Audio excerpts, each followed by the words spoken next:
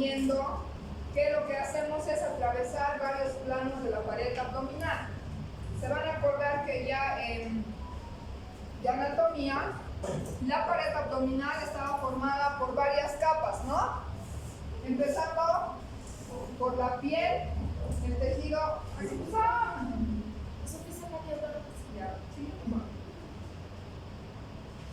Entonces, empezando por la piel, por debajo, el tejido celular subcutáneo.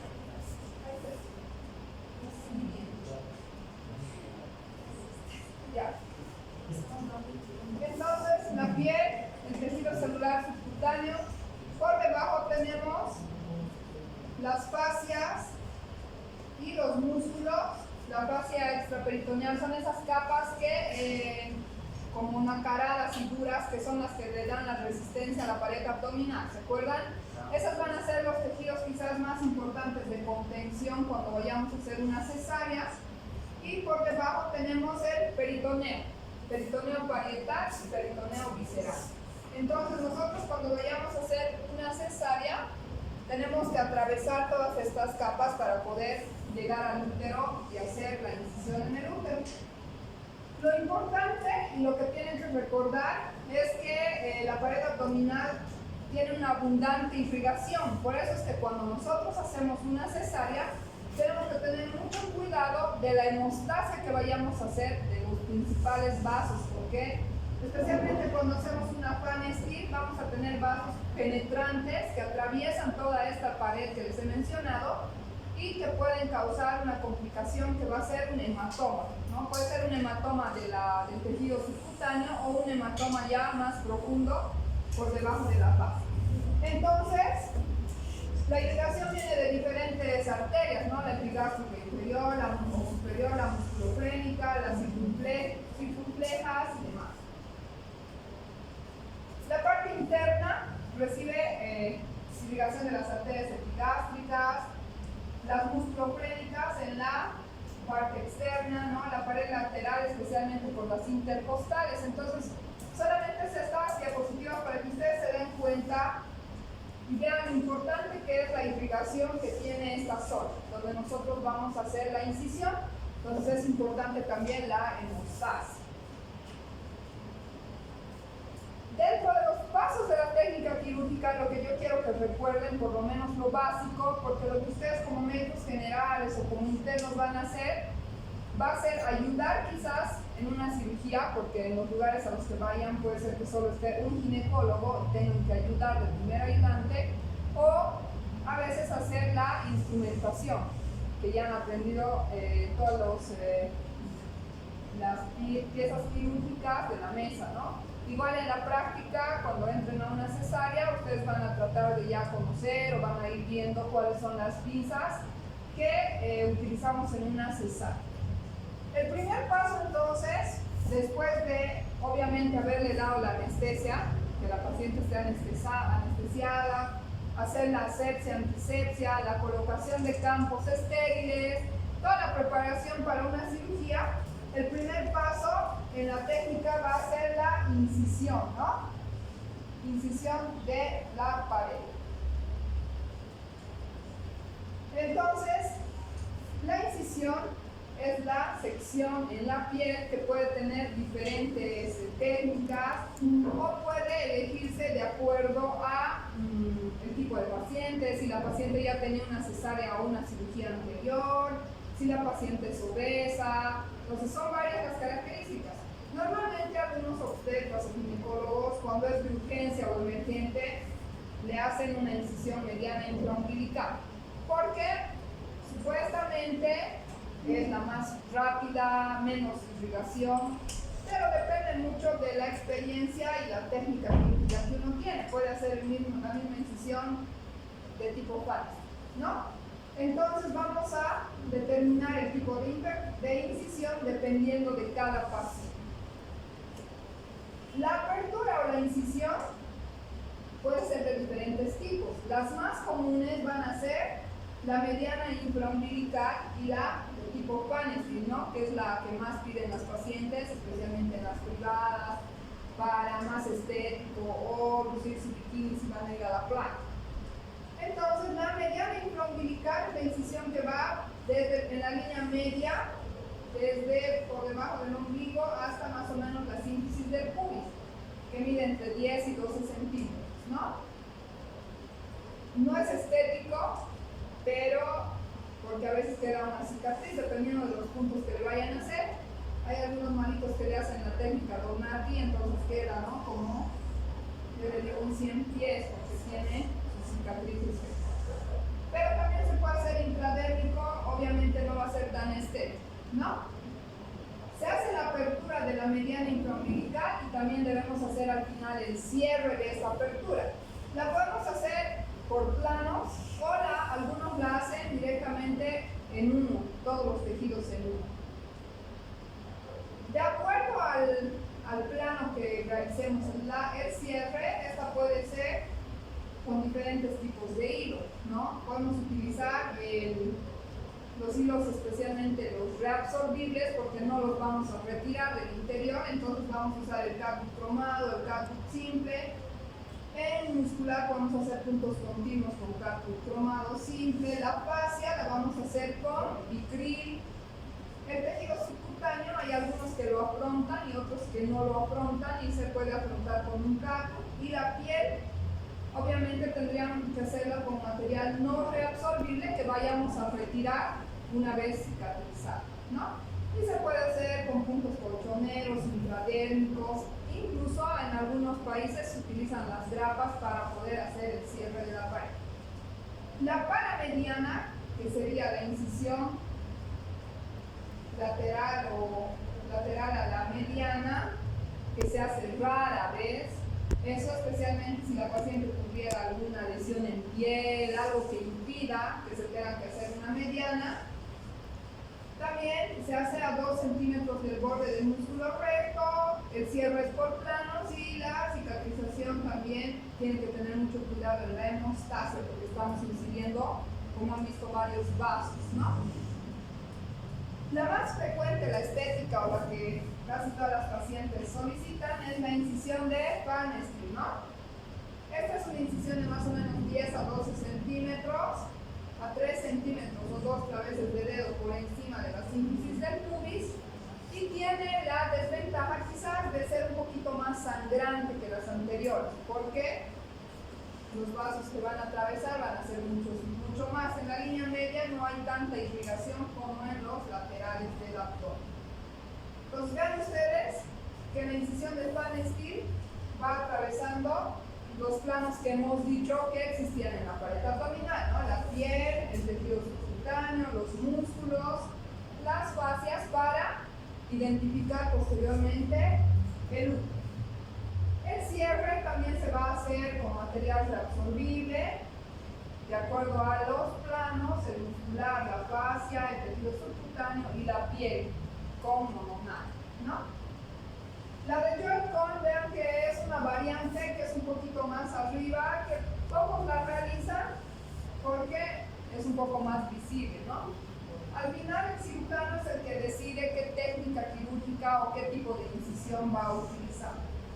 Una vez que hemos abierto la pared abdominal, identificamos el útero, ¿no? En el útero vamos a hacer la histerotomía. Ese sería el segundo paso que ustedes deben recordar. ¿Qué significa histerotomía? O tomía, por lo menos. Tomía significa corte o abertura. Histero se refiere al útero, ¿no? Histerectomía, histerotomía. Entonces existen también diferentes tipos de incisión en el útero. Vean ustedes, segmentaria, esa es la que les decía en ancla. A veces cuando hacemos una incisión segmentaria, el producto se nos queda ahí retenido porque ha habido una contracción muy fuerte, tenemos que ampliar de forma corporal. La más riesgosa en el fondo, porque les he mencionado la semana pasada que la zona más delgada es la del segmento, ¿no? ¿Se acuerdan? Y el cuerpo les he dicho que tiene un grosor dependiendo de cada paciente, entonces va a ser más sangrante, puede romperse en el siguiente embarazo. Entonces, la de tipo corporal. La incisión corporal o clásica, vean, se hace una incisión como cortando el útero de arriba hacia abajo. Las cicatrices son débiles y se realizan en pocas ocasiones, especialmente con indicaciones específicas. Por ejemplo, cuando hay un acretismo placentario. ¿Han escuchado hablar del acretismo? Es cuando la placenta está a nivel del segmento y los vasos de la placenta o la misma placenta van penetrando en el músculo uterino. Entonces esto hace que la placenta no logre salir cuando nosotros intentamos hacer el alumbramiento en una cesárea. Entonces, en esas ocasiones se debe hacer la incisión corporal. O si hubiera, por ejemplo, un mioma, ¿no? Un tumor en esta zona, algo que no nos permita hacer la incisión en el segmento. La más común, la que normalmente hacemos casi todos, es la incisión segmentaria tipo que, como una sonrisita, que podemos hacerlo con tijera, incursionamos con las manos, con el bisturí al principio, depende de cada cirujano. También existen otras incisiones más arriba transversas, vean ahí, hay que tomar en cuenta, chicos, que la vejiga está por aquí adelante, ¿no?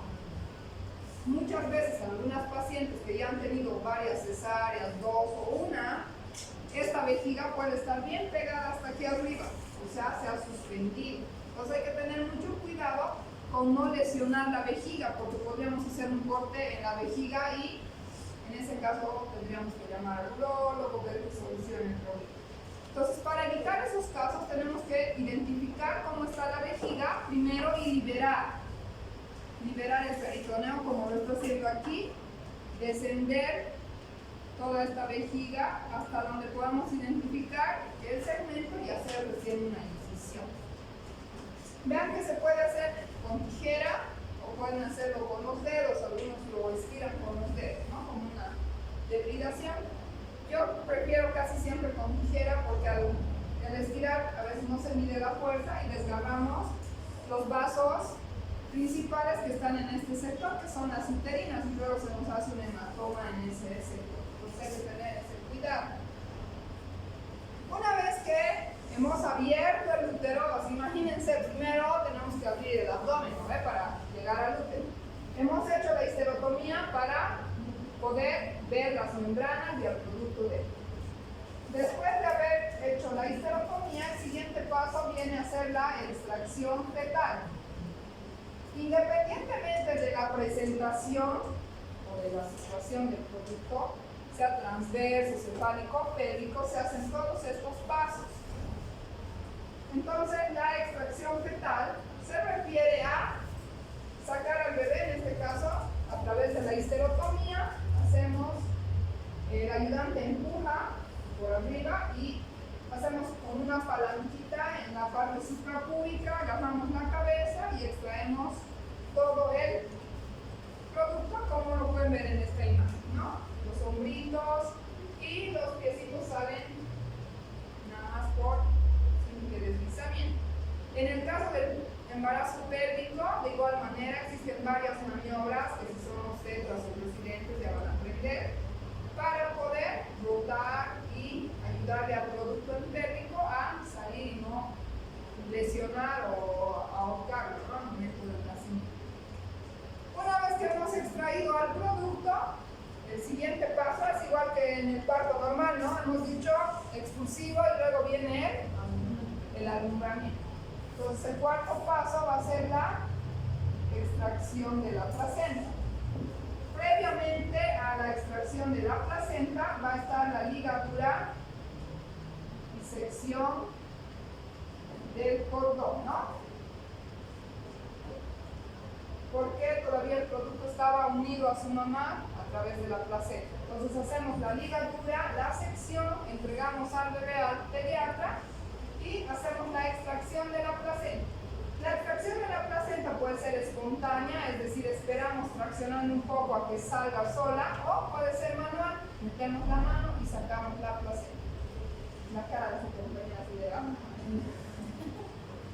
Una vez que hemos extraído la placenta, procedemos a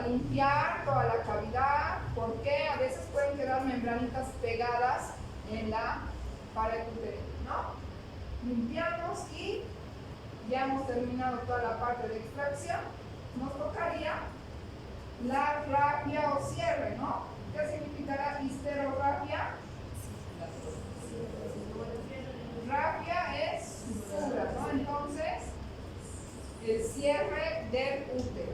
Una vez que hemos hecho la extracción de la placenta, existen diferentes técnicas para poder hacer la histerorrafia. Depende también mucho del cirujano. Hay unos que lo hacen en un solo plano, todo así como los usen todo en uno. Las más comunes y las más frecuentes en 2 o 3 planos, peritonizan y demás. Depende mucho de lo que uno elija en el transcurso de su experiencia, ¿no?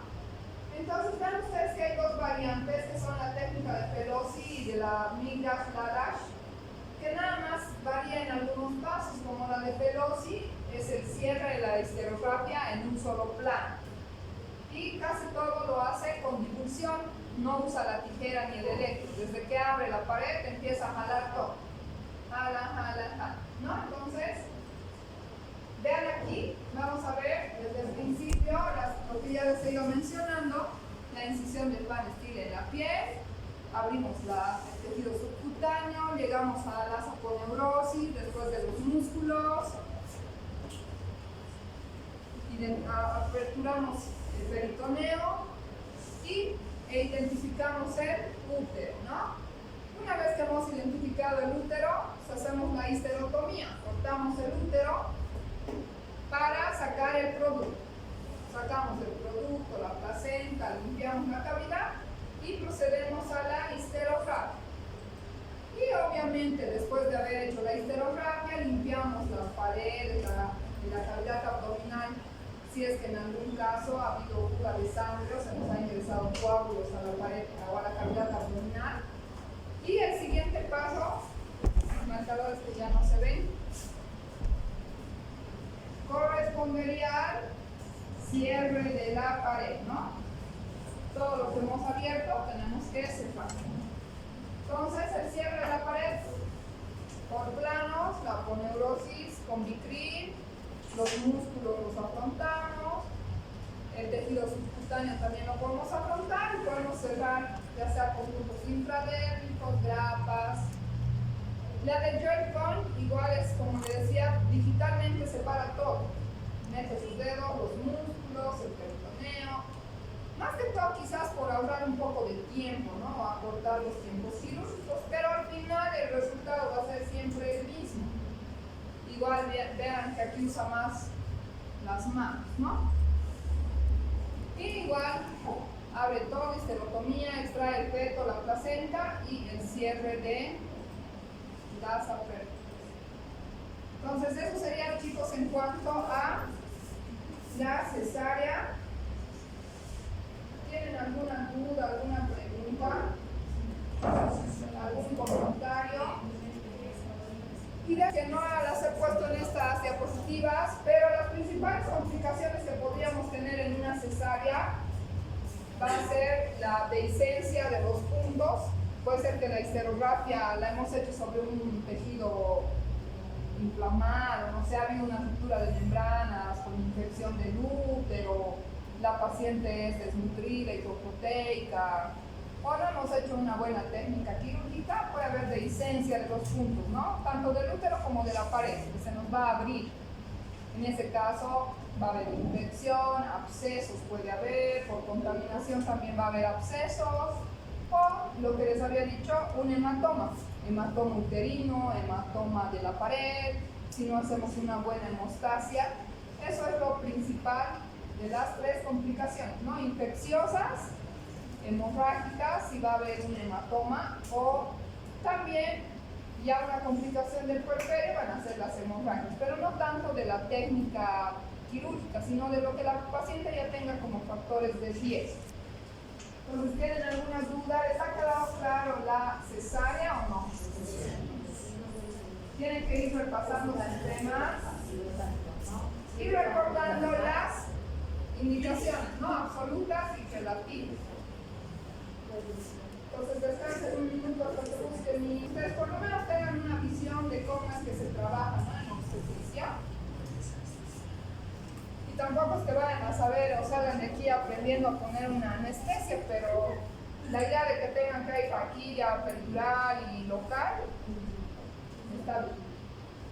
Entonces, para poder hacer estos procedimientos, tanto la cesárea, la histerectomía, los legrados, o antes incluso para la atención del parto, o para la atención del parto cuando le ponen analgesia de trabajo de parto, existen diferentes técnicas analgésicas y anestésicas, ¿no? ¿Qué es lo que vamos a ver?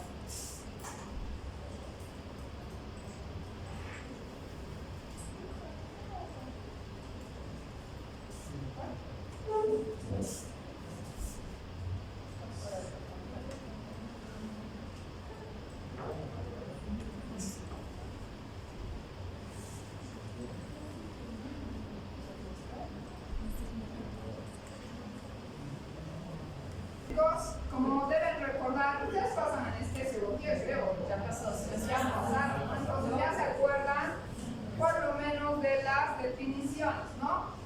¿Qué significaba anestesia? La eliminación del dolor, ¿no? Un anestésico se coloca y se les desaparece el dolor. Sin sensación o privación de la sensación del dolor. Y la analgesia sería la ausencia de la percepción del dolor, ¿no? Un tomo analgésico y se le cambia el dolor. ¡Ay, no quiere!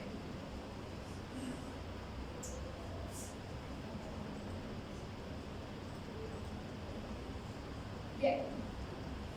¿Ustedes recuerdan, o por lo menos han debido ver a alguna mujer en trabajo de parto o no? Sí. ¿Cuánto grita, cuánto dolor tiene, no? Hay algunas pacientes que tienen mejor tolerancia al dolor y otras que no toleran el dolor y gritan, y les arañan, y les pellizcan, ¿no? Entonces, un 20% de las pacientes puede tener un dolor irresistible, o sea que no aguantan. Otras pueden tolerar un poquito, tener un dolor más severo, moderado, mínimo, ¿no? De todos modos, el tener dolor, aunque sea de un corte o de un dolor de muela, es algo psicológicamente desagradable, o a quien le gusta tener dolor, a no ser que sea algo masoquista, que le gusta el dolor. Entonces, para poder nosotros ayudar a estas pacientes que disminuya su sensación de dolor, desde varios años se ha intentado ya utilizar algunas sustancias como el éter, que es un alcohol, ¿no? Que trataba de como que sedar a la paciente, pero al sedarla hacía que sus funciones o su pujo sea menos o que afecte de alguna manera al producto, porque estos no eran unas sustancias como vitaminas, ¿no? Después se administró cloroformo, se ha ido utilizando la psicoprofilaxis, tratar de que la paciente tenga mayor tolerancia al dolor. Ya en los años 70 se empezó a utilizar el pentotal y actualmente se utiliza la anestesia epidural, que se utilizó desde 1946. Entonces, ¿cuál es el objetivo de calmar el dolor? El trabajo de parto genera tanto un dolor visceral como un dolor somático, es decir, un dolor en el útero y en todo el cuerpo, porque tiene una conexión de todos los nervios desde torácicos hasta sacros, ¿no? Entonces, la fuerza y la presión de la contracción, es decir, que el músculo se contraiga, alguna vez se les ha contraído su brazo o su pierna, así con una presión. Entonces, imagínense ese dolor en la mujer embarazada, hace que se irrite el peritoneo visceral, que es sensible al dolor, la dilatación del cervix, la distensión del cuerpo al hacerse o al relajarse y contraerse, la distensión de los órganos pélvicos que están todos aplastados y por la ocupación del útero, ¿no? Distendidos, la tracción del peritoneo, más si la paciente ya tiene varias cesáreas y tiene adherencias que le están jalando la vejiga hasta arriba. Entonces, todas estas cosas hacen que la paciente tenga más o menos dolor, que se convierte en un dolor corporal, ¿no? El dolor va variando de acuerdo a la etapa del trabajo de parto. En el primer periodo, la fase inicial, los pródromos, la paciente está tranquila especialmente le duele la parte de la espalda, ¿no? Torácica va haciendo más intensa y va avanzando hacia la parte baja de la espalda y hacia los genitales femeninos. En el tercer periodo, una vez que se ha producido el expulsivo, la paciente ya va a sentir como que alivio y menos dolor, además que las contracciones van a tener menos intensidad porque ya no hay tanta resistencia que era dada por el feto. Entonces, si se acuerdan ustedes, no sé si han llevado neuro, todavía no. Existen dermatomas o zonas específicas, pero sí en anatomía lo han debido llevar. Existen dermatomas que tienen un grupo de nervios específico, ¿no? Entonces, todos esos dermatomas se van irradiando o conectando en el trabajo de parto. Vean que al principio solamente es en la parte lingual, luego va a ir hacia los genitales, hacia la región glútea y se hace más intenso, y en el expulsivo el dolor principal está en la zona pélvica. No solamente se trata de calmar el dolor para que la paciente esté psicológicamente estable, sino que el dolor le genera a la paciente y al feto, especialmente al feto, disminución de la llegada de oxígeno. Porque ¿qué pasa cuando una mujer está gritando, empujando, no respira bien, ¿no? Hiperventila, está generando CO2, se quiere morir, le quiere matar a su esposa? Entonces, eso hace que se produzca hipoxia y acidosis fetal, es decir, que el feto empieza también a sufrir, porque si una mujer está desesperada, llorando, gritando, sin respirar bien, le va a perjudicar también al feto, ¿no? Entonces, para evitar eso, le vamos a dar una buena analgesia o vamos a hacerle una cesárea para evitarnos este daño. También hay un aumento del gasto cardíaco, la mujer está desesperada, taquicárdica, aumenta el consumo de oxígeno, le llega por lo tanto menos oxígeno al feto, ¿no? Se aumenta el metabolismo de los hidratos de carbono, se produce acidosis láctica, van a ver algunas pacientes en trabajo de parto, ¡ay, me está dando calambre!, ¿no? O mis manos se están doblando. Es porque se produce mayor cantidad de ácido láctico y esto hace que los músculos del cuerpo se contraen. Se produce hiperventilación materna. La paciente empieza a respirar mal, respira más rápido, disminuye el flujo sanguíneo hacia el feto, produciendo una hipoxia fetal. Es decir, le llega menos sangre al bebé y su cerebrito empieza a sufrir porque el cerebro depende del oxígeno materno, ¿no? Aumenta las catecolaminas y el cortisol, hay una insuficiente perfusión placentaria con riesgo de acidosis y disminución de la motilidad gástrica y aumento de la gastrina, que hace que la paciente de tanto gritar y hiperventilar quiere vomitar, ¿no? Por eso a veces se vomita. Bien, entonces han visto que es importante calmar o aliviar esto.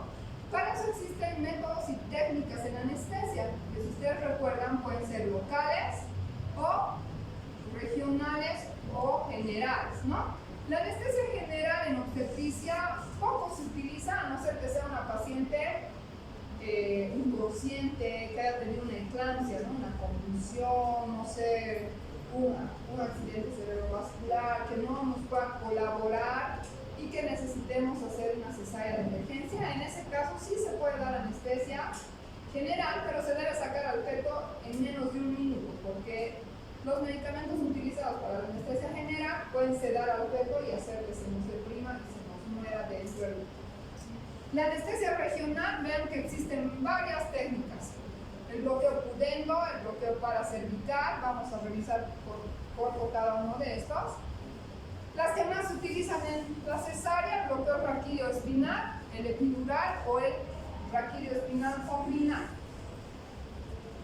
El bloqueo pudendo actualmente no lo usamos mucho, o sí lo usamos, por ejemplo, para hacer algún procedimiento cuando no hay anestesiólogo en la zona perineal, ¿no? Antes se utilizaba para dar analgesia de parto, pero se ha visto complicaciones porque el fetito podía ser bradicardia. La principal complicación de los anestésicos locales es que si nosotros lo introducimos en la circulación, podemos producir un paro cardíaco, ¿no? Entonces, se introducía tocando el nervio a través de las espinas ciáticas, la agujita, se aspira siempre antes de colocar la lidocaína. Ustedes van a hacer tal vez ejercicios, ¿no? Que van a hacer el cierre del corte, que van a colocar anestesia local, que es la lidocaína. Entonces siempre tengan el cuidado de aspirar el émbolo para ver que no estén en un vaso sanguíneo. Se inyecta un ml de lidocaína al 1% y vamos bloqueando esta zona, pero tenemos que tener una experiencia para bloquear y llegar al nervio, específicamente pudendo. El bloqueo paracervical, que es como su nombre dice, al lado del cervix o a los lados del cervix, actualmente lo usamos especialmente para los AMEUs o los aspirados sin tener que llamar al anestesiólogo, ¿no? Pero como la paciente grita mucho, si tienen la posibilidad de hacer con anestesia, con sedación general, por vena, mejor. Pero en algunos casos van a tener que ustedes hacer el bloqueo paracervical que coloca en los puntos alrededor del cervix. Este es el cervix, ¿no? Y lo ponemos en los puntos donde no hayan vasos. Esto nos da una buena analgesia, especialmente en el primer periodo de trabajo del parto. También se administraba lidocaína o se administra lidocaína a las 3 y 9, ambos lados del cuello, pero ya no se utiliza en el trabajo del parto, solamente lo usamos para la MED, ¿no? Dentro de las complicaciones, en el bloqueo pudendo, si lo introducíamos al vaso sanguíneo, podía haber toxicidad sistémica grave, ¿no? Formaciones de hematomas. Al pinchar el vasito podríamos lesionar y causar un hematoma. En raras ocasiones, como la zona vaginal más estéril, podríamos producir infecciones locales. Y el bloqueo paracervical, principalmente bradicardia fetal, y a veces produce un sufrimiento fetal. Bloqueo raquídeo o espinal, ese sí lo han debido ver. Ese es el bloqueo que se realiza, ¿se acuerdan ustedes de los espacios, ¿no? De las meninges y de la dura madre, el espacio subaracnoideo, el espacio raquídeo o espinal, ¿no? Entonces, este se realiza a nivel subaracnoideo, atravesando, ¿no? La primera capa. Este se realiza a nivel L4, L2 a L4. Cuando hacemos una cesárea o necesitamos, los anestesiólogos ya calculan más o menos el tiempo que nos puede durar este medicamento, ¿no? Por lo general, 1 hora, 1 hora y media, si alcanza. Entonces cuando la cesárea va a durar ese tiempo, o casi siempre dura ese tiempo, lo que hacen es darnos un bloqueo raquídeo. Para eso se coloca una dosis única de 50 a 75 miligramos de lidocaína. Introducen en el espacio subaracnoideo, ¿no? Viendo que salga un poquito de microcéfalo aquí. Lo pueden hacer en decúbito dorsal, sentada o echadita en decúbito lateral izquierdo. Para una cesárea, esto también se utiliza durante el trabajo de parto. Le ponen una sola dosis, o a veces van a utilizar la técnica del epidural, dejando el catéter para ir incrementando la dosis, ¿no? En caso de que la analgesia necesite repetirse la dosis. Y en la cesárea lo realizan en el bloqueo en T4 con un poquito más de dosis para que nos dure durante la cirugía.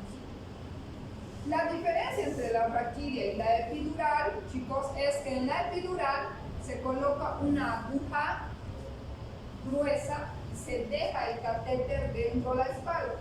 O sea que en la raquídea solamente es una agujita, la normal, delgadita, pone la anestesia, lo retira y listo.